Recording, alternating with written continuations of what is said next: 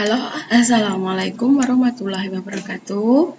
Ketemu dengan Bu Eni lagi, ketemu dengan mata pelajaran produk kreatif dan kewirausahaan.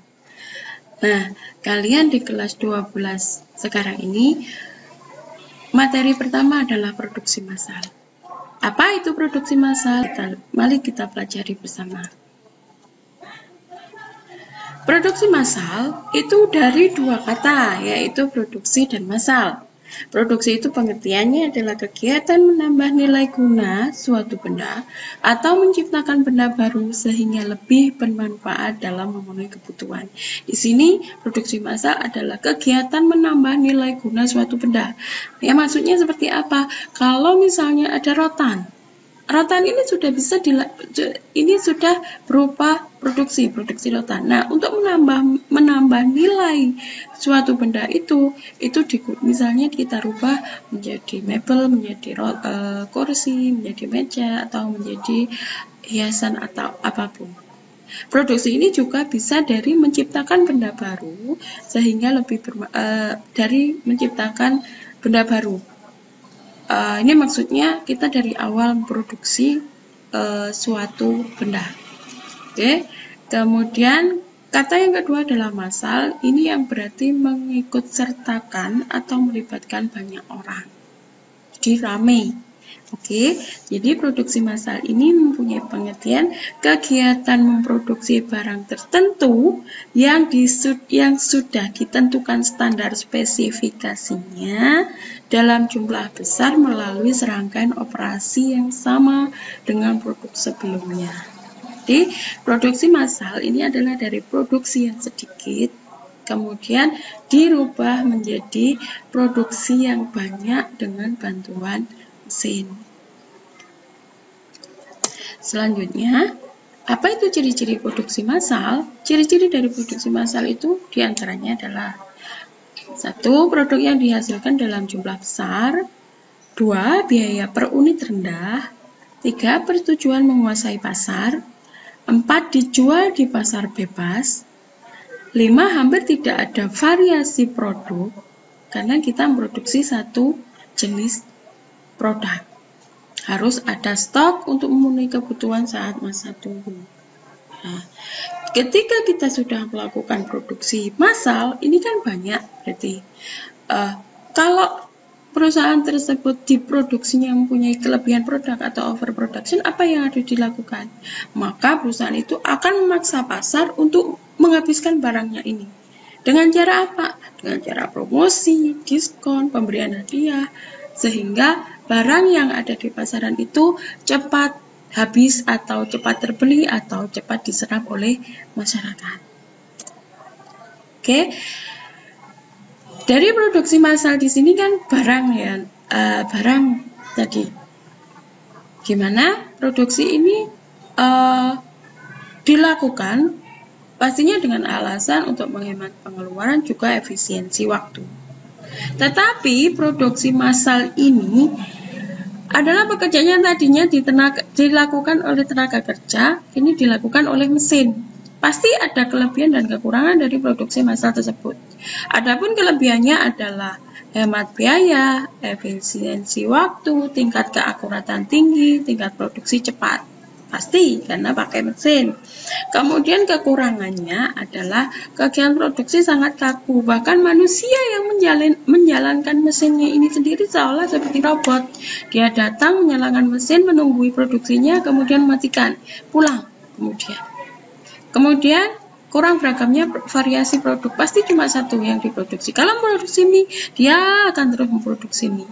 Kalau memproduksi es krim, dia akan selamanya mesin itu memproduksi mesin. Tidak mungkin kan?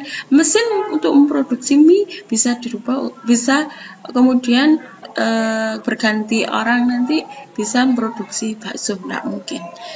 Nah, biaya mesin ini mahal, kemudian tidak ada jaminan produk akan laris di pasaran.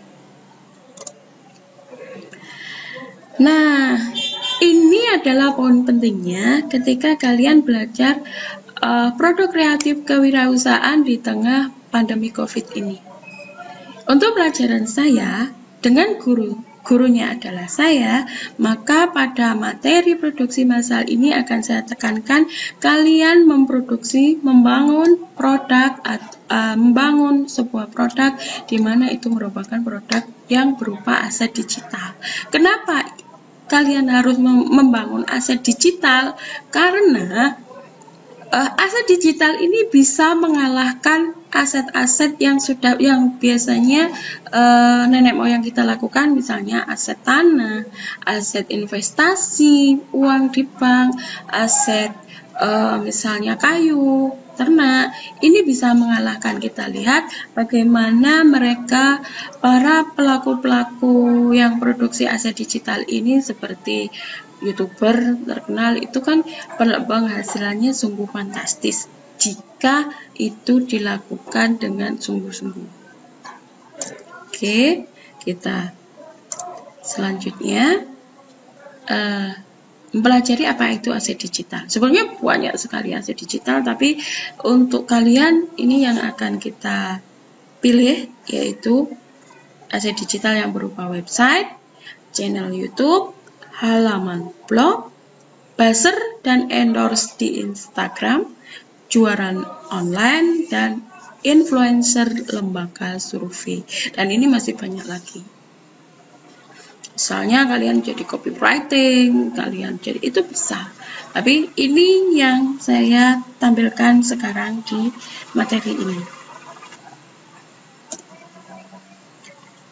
Kalau kalian akan membuat website, maka kalian harus berhubungan dengan web development, karena di sini kalian harus menyiapkan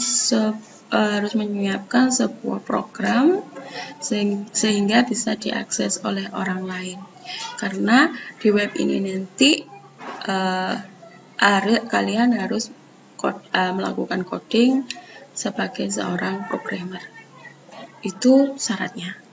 Kemudian kalau YouTuber, itu syaratnya kalian harus mengupload video dan mempromosikan video tersebut untuk mendapatkan viewers atau subscriber atau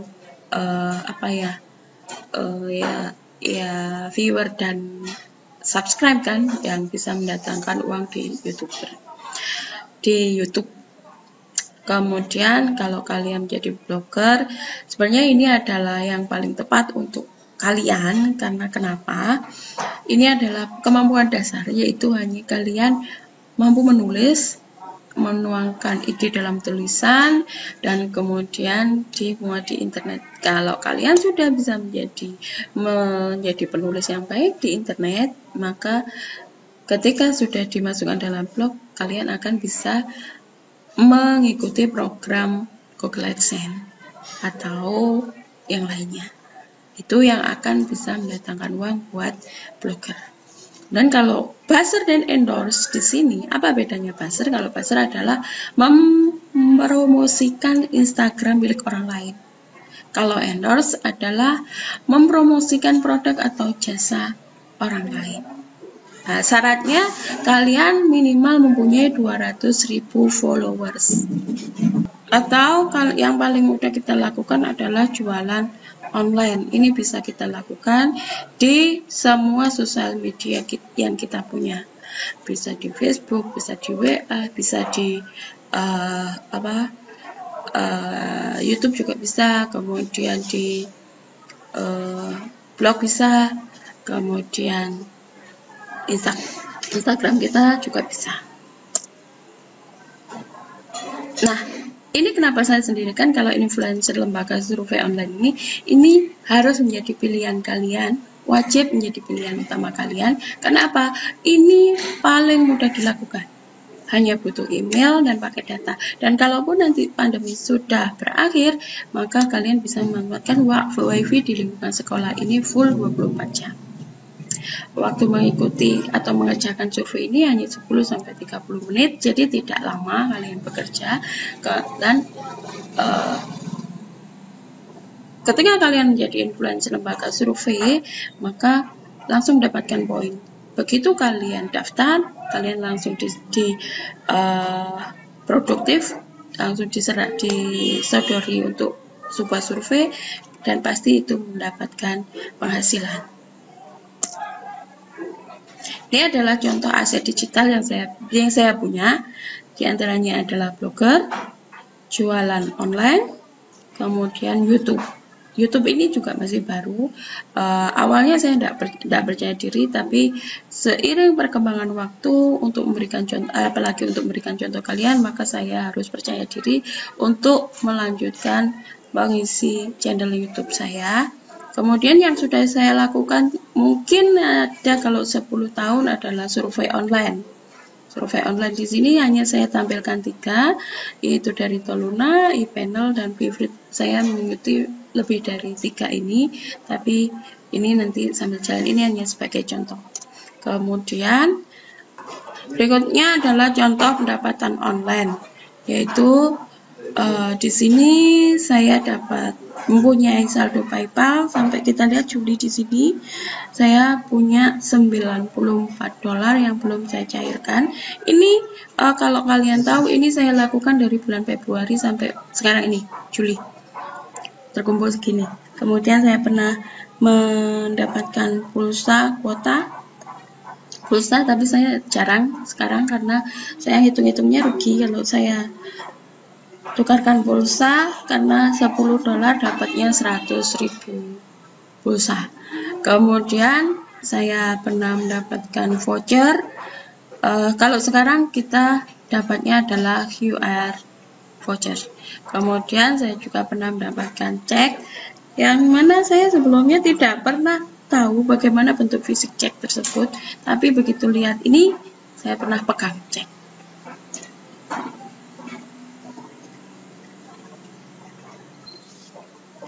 Oke, dan untuk selanjutnya ini adalah apa yang harus kalian lakukan. Nah, pilih produk atau aset digital yang mampu kalian lakukan. Nanti kita belajar bersama, progresnya kita pantau, dan cukup sekian untuk materi produksi massal kali ini. Terima kasih. Wassalamualaikum warahmatullahi wabarakatuh.